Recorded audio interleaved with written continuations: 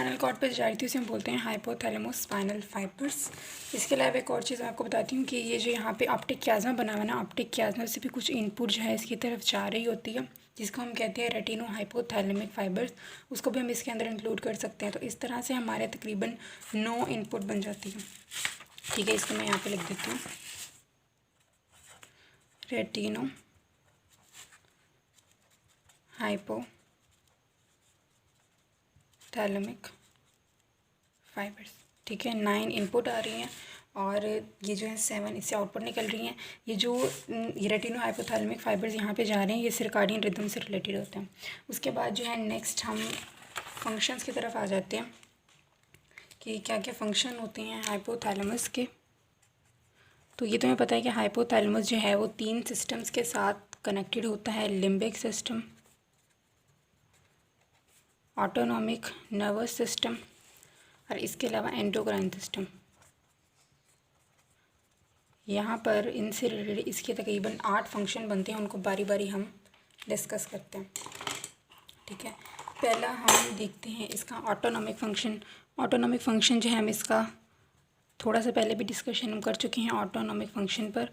तो हमने ये कहा था कि जो एंटीरियर वाला प्री ऑप्टिक और एंटीरियर रीजन है ना, ये पैरासिम्पथेटिक एक्टिविटी को कंट्रोल करता है और पोस्टीरियर और लैटरल वाले जो न्यूक्लियस हैं ये सिंपैथेटिक को कंट्रोल करते हैं। तो यहाँ पे लिख देती हूँ प्री ऑप्टिक वाला रीजन प्लस एंटीरियर रीजन ये रिलेटेड होता है पैरासिम्पथेटिक सिस्टम से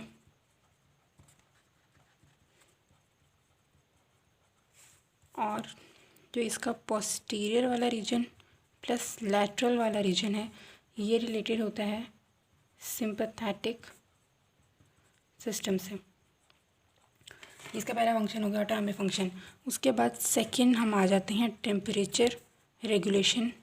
टेम्परेचर रेगुलेशन भी हम थोड़ी बहुत कर चुके हैं। हमने कहा था कि जो एंटीरियर हाइपोथैलेमस होता है उसको हम AC भी कहते हैं, एंटीरियर हाइपोथैलेमिक न्यूक्लियस आप कह दें। ये जो है टेम्परेचर एंटीरियर हाइपोथैलेमिक और पोस्टीरियर हाइपोथैलेमिक टेम्परेचर रेगुलेशन कराते हैं। एंटीरियर वाला जो है ये टेम्परेचर को कम कराने में मदद करता है। ठीक है, इसलिए मैं इसे AC बोल रही हूँ। हम इसे एंटी राइज ऑफ टेम्परेचर भी कह सकते हैं कि टेम्परेचर को राइज होने से प्रिवेंट करता है। उसके बाद पोस्टीरियर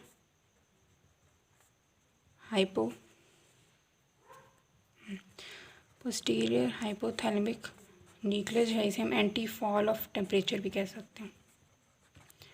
ठीक है, थर्ड हम देखते हैं ये हमारी फीडिंग रिस्पांस को ये फीडिंग रेगुलेशन कराता है। फीडिंग रेगुलेशन ये भी हम पहले देख चुके हैं कि जब हम लेटरल न्यूक्लियस को स्टिमुलेट करवाते हैं तो हमारी हंगर बढ़ जाती है और जब हम मीडियल न्यूक्लियस को स्टिमुलेट कराते हैं तो उससे जो है सशाइटी आती है, यानी हमारी जो फीड करने की डिज़ायर है वो कम हो जाती है। तो लेटरल हाइपोथैलेमस इसको हम बोलेंगे कि ये फीडिंग सेंटर है और मीडियल हाइपोथैलेमस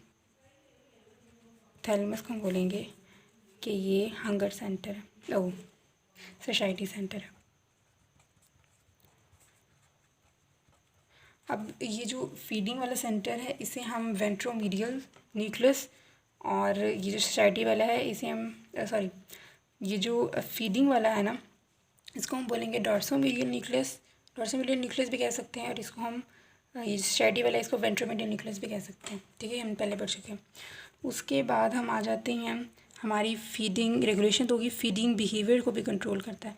फीडिंग बिहेवियर के लिए हमने देखा था कि मैमलरी न्यूक्लियस जो था ना, मैमलरी बॉडीज़ वो कंट्रोल करती थी हमारे फीडिंग बिहेवियर को। तो इसके लिए हमारे पास आ जाएगी मैमलरी बॉडीज़, फीडिंग बिहेवियर को कंट्रोल करती है। फिफ्थ फंक्शन हमारे पास आ जाता है endocrine control. Endocrine control anterior pituitary के थ्रू, एंटीरियर पिट्यूटरी से बहुत सारे हार्मोन्स के लिए रिलीजिंग फैक्टर या इनहिबिटरी फैक्टर रिलीज़ करते हैं और उसकी एक्टिविटी को कंट्रोल कराते हैं। तो ये हम कह सकते हैं कि एंटीरियर पिट्यूटरी के थ्रू एंडोक्राइन कंट्रोल करा रही है। और न्यूरो सेक्रीशन जो ये करवाती है, यहाँ पे हार्मोन्स रिलीज़ होते हैं जो कि नर्व एंडिंग्स पर स्टोर हो जाते हैं और प्रॉपर स्टिमुलेशन पर वो रिलीज़ होते हैं, जैसे कि ADH एंड ऑक्सीटोसिन, जो कि पोस्टीरियर पिट्यूटरी के हार्मोन हैं। तो हम कह सकते हैं कि न्यूरो सेक्रीशन कराती है थ्रू पोस्टीरियर पिट्यूटरी।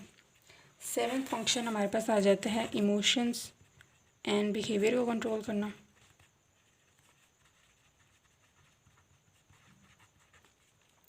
तो ये हमारे इमोशन और बिहेवियर को किस तरह से कंट्रोल करती है।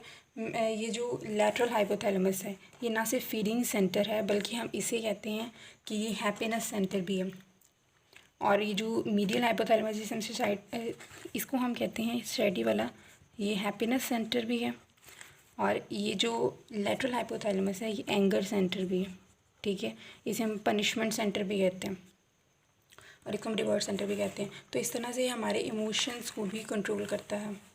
उसके बाद आ जाता है सर्काडियन रिदम।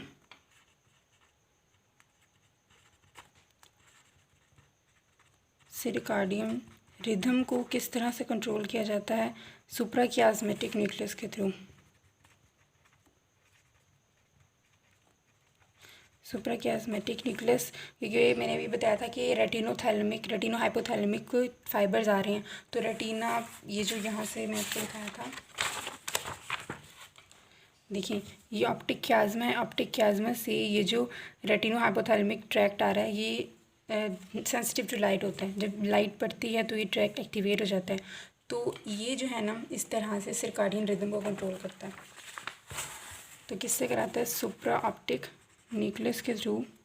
और ट्रैक्ट यहाँ पे रेटिनो हाइपोथैलेमिक ट्रैक्ट आता है। तो ये 8 फंक्शन हो गए हमारे पास हाइपोथैलेमस के।